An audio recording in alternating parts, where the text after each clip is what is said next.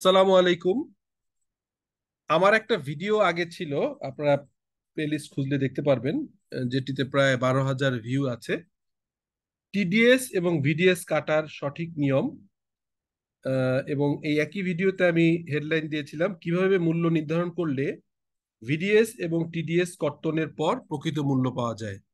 এই ভিডিওটার নিচে অনেকেই কমেন্ট করেছিলেন যে স্যার একটা ফরম্যাট দেয়া যায় কিনা, একটা ফরম্যাট তৈরি করা যায় কিনা। সো সেই জন্যই আজকের ভিডিও। খেয়াল করে থাকবেন, আমরা তিনটা সিনারিও পাই। অনেক সময় যেটা হয়, আমাদের আমাদের কাছে বিল আসে বা ইনভয়েস আসে যেটি হচ্ছে ইনক্লুডিং ট্যাক্স অ্যান্ড ভ্যাট থাকে, অর্থাৎ গ্রস অ্যামাউন্টটা পাই। অনেক সময় আমাদের কাছে এক্সক্লুডিং ফিগার থাকতে পারে ট্যাক্স অ্যান্ড ভ্যাট, তখন আমাদেরকে জানতে হয় আসলে কোন ফিগারটা।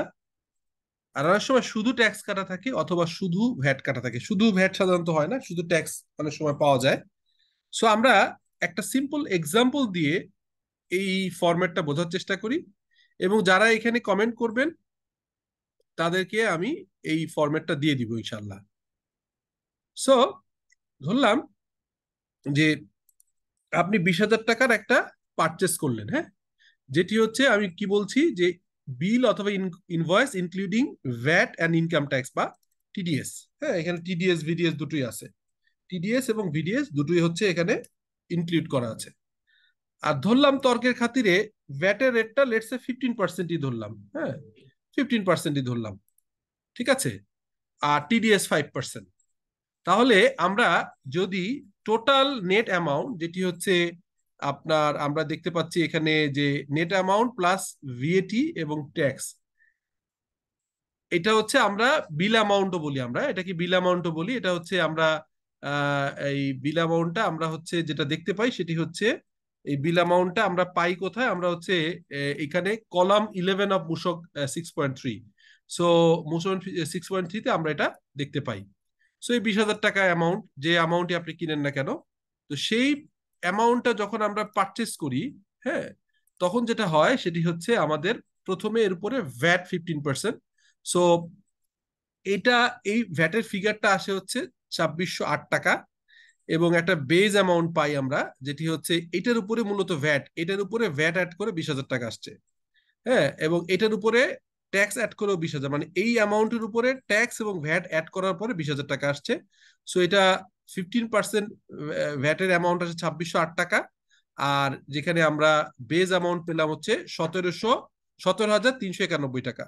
সো এখানে আমরা দেখতে পাই যে ট্যাক্স এবং টিডিএস হচ্ছে 870 টাকার মতো। সো ক্যাশ অ্যামাউন্ট আমরা পেয়েছি হচ্ছে, যেটা নেট অ্যামাউন্ট, সেটি হচ্ছে 16,521 টাকা।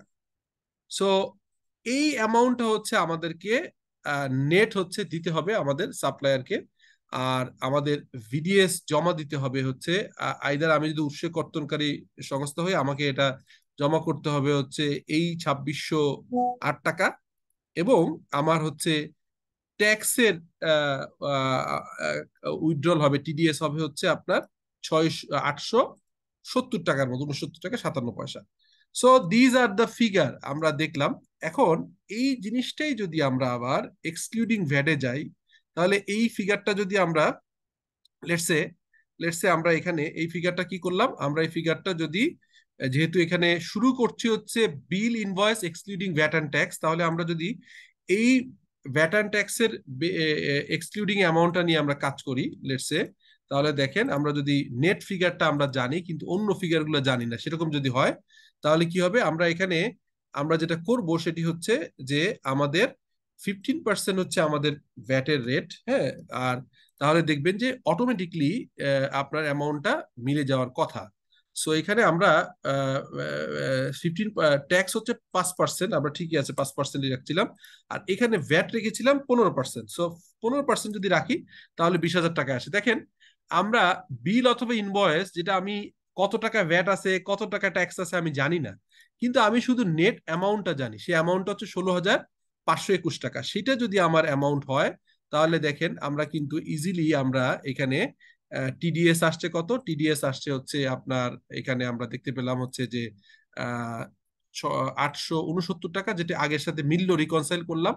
আর এখানে ভ্যাট ভ্যাট এসছে হচ্ছে কত অ্যামাউন্ট, ভ্যাট আসছে হচ্ছে 2608 টাকা। আর বেজ অ্যামাউন্টটা আগের বারের মতোই আমাদের মিলে গেল, সেটা হচ্ছে আমরা দেখতে পেলাম যেখানে বেজ অ্যামাউন্টটা আসছে হচ্ছে 17,391 টাকা, এবং টোটাল অ্যামাউন্টটা অ্যাজ ইউজুয়াল আমরা টোটাল অ্যামাউন্টটা মিলে গেল। সো এই দুই জায়গায় আমরা ফরম্যাটে দেখতে পারলাম যে ইনক্লুডিং ট্যাক্স অ্যান্ড ভ্যাট, অর্থাৎ ইনক্লুডিং টিডিএস অ্যান্ড ভিডিএস থাকলে আমরা কিভাবে নেট ক্যাশ অ্যামাউন্ট অথবা নেট অ্যামাউন্ট বের করব সেটাও দেখলাম। আবার নেট অ্যামাউন্ট যদি আমাদেরকে দেয়া থাকে, আমি রিকনসাইল করার জন্য ওই ফিগারটা মিলিয়ে দেখিয়েছি, সেই অ্যামাউন্টটা বসালেও কিন্তু আমরা কি করতে পারবো, নেট অ্যামাউন্ট থাকলেও আমরা কিন্তু এখানে গ্রস অ্যামাউন্টটা বের করতে পারবো এই ফর্মুলায়। এবার অনেক ক্ষেত্রে দেখা যায় যে আপনার বিল বা ইনভয়েস দিয়েছে, তার ভিতরে হয়তো আপনার ইয়েটা আছে, আপনার ট্যাক্সটা মাত্র আছে কিন্তু ভ্যাটের অ্যামাউন্টটা নাই। সো ভ্যাটের অ্যামাউন্টটা না থাকলে, শুধু ট্যাক্স থাকলে কি হবে, তখন আমরা এই যে বেজ অ্যামাউন্ট বলছি, এই বেজ অ্যামাউন্টটা আমাদের লাগবে। সো বেজ অ্যামাউন্ট আমরা ধরে নিলাম, এখানে বেজ অ্যামাউন্ট আমরা জানি যে এখানে আসছে।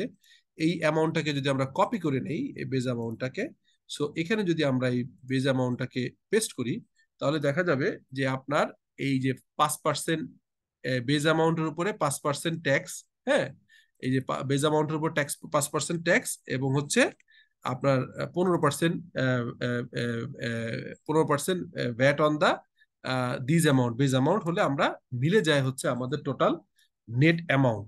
তো আমরা যেটা দেখতে পারলাম সেটা হচ্ছে যে তিনটা সিনারিওতেই কিন্তু আমরা বের করতে পারি। সেটি হচ্ছে, যদি আমাদের including TDS and VDS amount থাকে, তাতে নেট অ্যামাউন্ট বের করবার জন্য যে ফর্মুলাটা এখানে দেওয়া আছে, সেই ফর্মুলা আগে হচ্ছে ভ্যাট এবং ট্যাক্স ক্যালকুলেশন করতে হবে। সিমিলারলি যদি এক্সক্লুড থাকে, তাহলে ট্যাক্স এবং পরবর্তীকালে ভ্যাট অ্যাড করে আমরা টোটাল ফিগারটা পেতে পারি।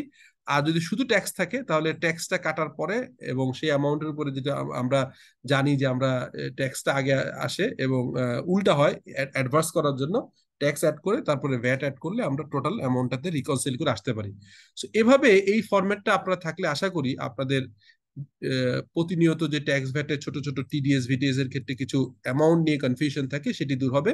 সো এই কমেন্টে আপনারা যদি আপনাদের ইমেইল অ্যাড্রেসটা দেন অথবা হোয়াটসঅ্যাপ নাম্বার দেন, তাহলে আমি ফরম্যাটটা, এই ফাইলটা আপনাদেরকে দিয়ে দিব। Thank you for patience hearing.